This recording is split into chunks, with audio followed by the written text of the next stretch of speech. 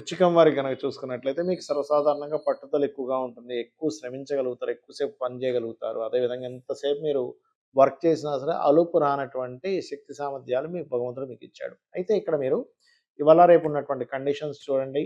ఒకటేసారి పెరిగితే ఒక 2 3 లక్షలు పెరిగిపోతుంది. ఒక 50, 60 వేలు తగ్గిపోతుంది. 1,00,000 ఉండేటువంటిది 4,00,000 అయిపోవడం, 70, 80 వేలు ఉండేది 2,00,000 అయిపోవడం జరుగుతుంది. మళ్ళీ వెనక్కి రావడం. ఈ టైంలో ఏంటంటే సంశయిస్తున్నాం. అసలు దేనిలో ఇన్వెస్ట్‌మెంట్ చేయాలి? ఏంటి పరిస్థితి? అసలు జాతచక్రంలో ఏం చూసుకొని మనం ఇన్వెస్ట్‌మెంట్ చేయాలి? వాటిని ఇంప్రూవ్ ఎలా చేసుకోవాలనేటువంటి ఈ యొక్క అంశాలు చెప్తుంది నేనైనప్పటికీ చెప్పిస్తుంది సాక్షాత్ లలిత అమ్మవారిగా భావిస్తూ, అదేవిధంగా అమ్మవారి యొక్క అనుగ్రహం మీకు పరిపూర్ణంగా కలగాలని మనస్ఫూర్తిగా కోరుకుంటూ, మీకు ధనాధిపతి ఎవరవుతున్నారనేది తీసుకోవాలి. ధన పంచమాధిపతి గురువు అవుతాడు.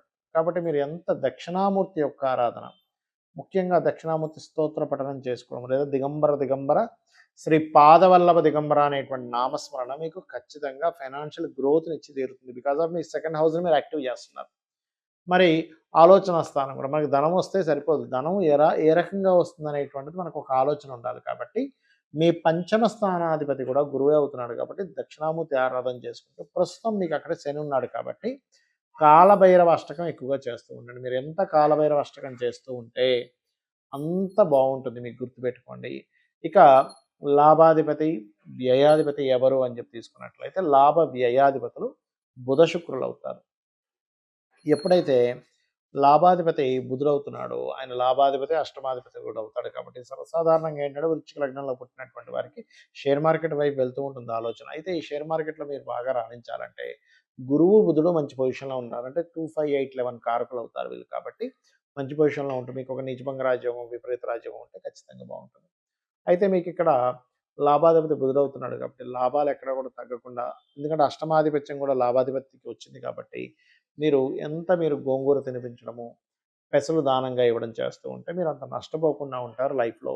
ఇక వ్యయాధిపతి, సప్తమాధిపతి ఒక్కడే అవుతున్నాడు కాబట్టి ఇక్కడ శుక్రుడు అవుతున్నాడు కాబట్టి శుక్రగ్రహం దగ్గర దీపారాధన చేయడము, గోవులకి తీపి చపాతీలు గనక పెడుతూ ఉన్నట్లయితే మీరు ఎట్టి పరిస్థితుల్లో మీ లైఫ్‌లో అనవసరమైన ఖర్చులు అవ్వడం, అనవసరంగా ఇన్వెస్ట్‌మెంట్ చేయడంలో బ్లాక్ అవ్వడం అనేటువంటిది జరగదు. అయితే ఇక్కడ 12వ స్థానంలో ఉండేటువంటి గ్రహం ఏమిటి? లేదా శుక్రరాశులలో ఏదైనా పాపగ్రహాలు ఉన్నాయా? వాటికి సంబంధించినటువంటి దానం కూడా మీరు ఇస్తూ ఉన్నట్లయితే ఖచ్చితంగా మీకు దాని యొక్క ప్రభావం అనేటువంటిది తగ్గుతుంది. అయితే ఇక్కడ చాలామందికి అసలు దాన్ని ఎట్లా ఎంపిక చేసుకోవాలనేటువంటి సంశయం ఉంటుంది.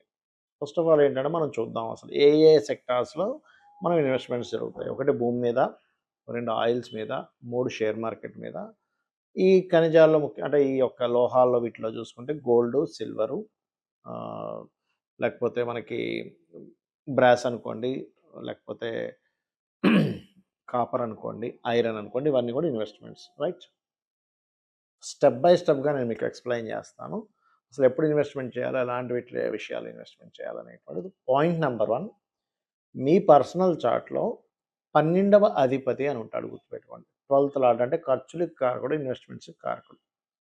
ఆ ఖర్చుల స్థానం ఎక్కువగా మీకు ఏదైనా ఇబ్బంది ఇస్తుందా అంటే ఏంటి? మీ యొక్క మహాదశల్లో 12వ స్థానము, 3వ స్థానము, 6వ స్థానము, అష్టమ స్థానము, మళ్ళీ 6వ స్థానము, అష్టమ స్థానం కనుక విపరీత రాజయోగాలు, నీచభంగ రాజయోగాలు ఉంటే దట్ ఈస్ డిఫరెంట్ కేస్. ఇక్కడ ఎగ్జామ్షన్ ఏంటంటే విపరీత రాజయోగాలు, నీచభంగ రాజయోగాలు ఉన్నప్పుడు ఆటోమేటిక్‌గా మీకు కలిసొస్తుంది రైట్. అవేవీ కాకుండా 12, 3, 6 ఇస్తున్నటువంటి మహాదశలు, అంతర్దశలు మీ జన్మజాతకంలో ఏదైనా నడుస్తున్నాయి అంటే ఆ టైంలో మీరు ఎట్టి పరిస్థితుల్లో ఇన్వెస్ట్‌మెంట్స్ చేయకూడదు. ఇది పాయింట్ నెంబర్ 1. మహాదశలు, అంతర్దశలు, ప్రత్యంతర్దశలు ఏదైనా కానీ. రెండో పాయింట్ ఏంటంటే ఈ స్థానాల మీదకి ఏదైనా పాపగ్రహ సంచారం జరుగుతుందా ఈజ్ ఆల్సో మోస్ట్ ఇంపార్టెంట్. అంటే కేతువు కానీ, శని కానీ, నీచబడిన గ్రహం కానీ అక్కడికి వచ్చినప్పుడు మీరు చేసే ఇన్వెస్ట్‌మెంట్ డమ్మీ ఇన్వెస్ట్‌మెంట్ అయిపోతుంది.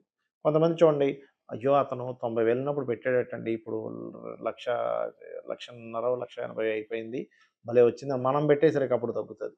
అంటే ఏంటి? మీ పర్సనల్ చార్ట్‌లో లాస్ అయ్యే సమయం రావడం వలన మీరు ఇన్వెస్ట్‌మెంట్ చేసిన సమయంలో ఇబ్బంది పడుతుంటారు. ఇది గుర్తుపెట్టుకోండి. ఇప్పుడు మనం వన్ బై వన్ వద్దాం. గోల్డ్‌లో నాకు డబ్బులు బాగా వచ్చాయని చెప్తారు కొంతమంది. వాళ్ళకి కారణం ఏమిటంటే ఇట్స్ వెరీ క్లియర్. పర్సనల్ చార్ట్‌లో సన్ అండ్ జూపిటర్ అంటే రవి గురువుల యొక్క స్థితి చాలా బాగుంటుందని అర్థం.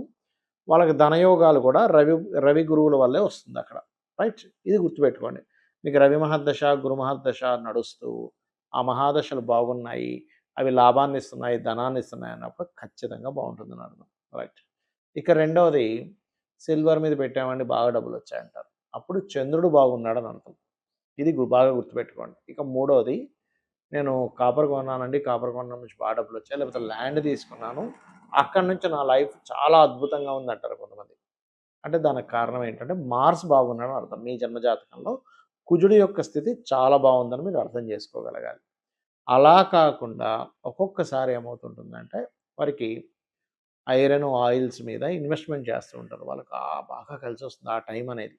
దానికి కారణం మనం అందరం భయపడేటువంటి శని భగవానుడు బాగున్నాడని అర్థం. ఎందుకంటే ఐరన్‌కి, ఆయిల్‌కి శని కారకుడు గుర్తుపెట్టుకోండి.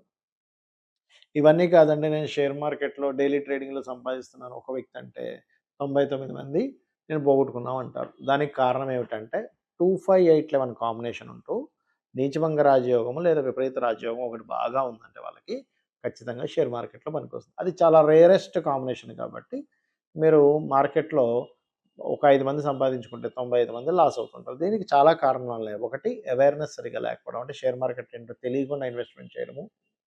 అసలు వాళ్ళ జన్మజాతకంలో దీనివల్ల డబ్బులొస్తాయి రావో తెలుసుకోకుండా ఇన్వెస్ట్‌మెంట్ చేయడాలు. ఇంకోటి వాళ్ళకి లాస్ అయ్యే సమయాల్లో షేర్ మార్కెట్ మూలంగానే ధనం పోతుందనే జాతకం అని తెలియకుండా ఇన్వెస్ట్‌మెంట్ చేయడం. ఇది ముఖ్యమైనటువంటి కారణాలు. అయితే ఇక్కడ మీరు ఏ ఇన్వెస్ట్‌మెంట్ అయినా సరే మీరు ఎందులో అయినా సరే మీకు బాగుండాల్సిందేంటి పంచమ స్థానం బాగుండాలి. పంచమం అంటే ఇంట్యూషన్, తెలివితేటలు, ఆలోచన, దాని మీద జ్ఞానాన్ని పెంచుకోవడము, నిర్ణయం తీసుకోవడము ఇవన్నీ కూడా పంచమంలో ఉంటాయి.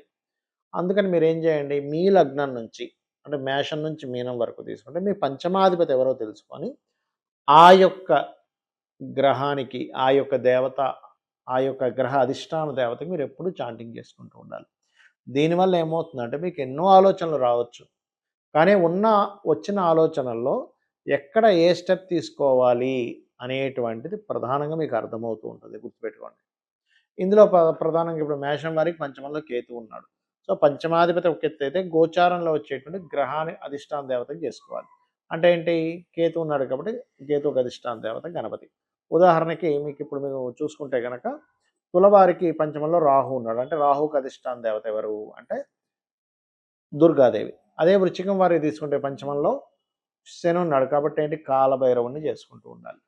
అలా అసలు ఎవరున్నారు? ఇప్పుడు ఉదాహరణకి కుంభం వారున్నారు. కుంభానికి పంచమ స్థానాధిపతి బుధుడు గాని, పంచమంలో గురువు ఉన్నాడు కాబట్టి, దక్షిణామూర్తి యొక్క ఆరాధన గనక చేస్తూ ఉండడము, దత్తాత్రేయుడిని స్మరించడం, ఓం దిగంబర దిగంబర శ్రీ పాదవల్లభ దిగంబర అనుకుంటూ ఉంటే, మీ పంచమం అంటే ఆలోచనా స్థానం రాంగ్ రూట్‌లో వెళ్ళకుండా మిమ్మల్ని కాపాడుతుంది.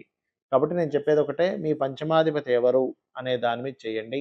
అలా కాదండి మాకు లగ్నాల వైస్‌గా చెప్పండి అంటే మేషం వారికేమో సూర్యుడు, వృషభం వారికేమో బుధుడు. అంటే మేషం వారు సూర్యభగవానుని, వృషభం వారు విష్ణువుని, మిథునం వారు అమ్మవారిని, కర్కాటకం వారు స్కందుడిని, అదేవిధంగా సింహం వారేమో దత్తాత్రేయుడిని, కన్య వారేమో వెంకటేశ్వర స్వామిని, తులవారేమో దుర్గాదేవిని, అలాగే మన కాళికా అమ్మవారిని, వృశ్చికం వారు దత్తాత్రేయుడిని ప్లస్ ఇప్పుడు శని ఉన్నాడు కాబట్టి కాలభైరవుడిని, వృశ్చికం వారు ధనస్సు వారేమో మన నరసింహస్వామిని, మకరం వారేమో అమ్మవారిని, అదేవిధంగా అంటే లక్ష్మీదేవిని కూడా చేసుకోవచ్చు. కుంభం వారు విష్ణువుని అండ్ ఇప్పుడు గురువు ఉన్నాడు కాబట్టి దత్తాత్రేయుడిని అండ్ మీనం వారు రాజరాజేశ్వరి అమ్మవారిని చేసుకోవాలి. దీనివల్ల ఏమవుతుందంటే ఇప్పుడుండే కండిషన్ ఏదైతే ఉందో గ్రహాలన్నీ పంచగ్రహ కూటములు చిత్ర విచిత్రాలు జరుగుతాయని మనం చెప్పుకున్నాం ఆల్రెడీ చాలాసార్లు. చిత్ర విచిత్రాలు జరగడం కానివ్వండి, రకరకాల అప్ అండ్ డౌన్స్ అవ్వడం కానివ్వండి, వీటన్నిటి నుంచి మీరు రైట్ డెసిషన్ తీసుకోవడానికి రెమెడీ చేసుకోండి. అదేవిధంగా అన్ని రకాల లాభాలు ఉండాలంటే ఓం ఇంద్రగోప పరిక్షిప్త స్మరతోనా భజంగికాయ నమః అని మంత్రం చేయండి. అన్ని విధాలా బాగుంటుంది. శ్రీమాత్రే నమః.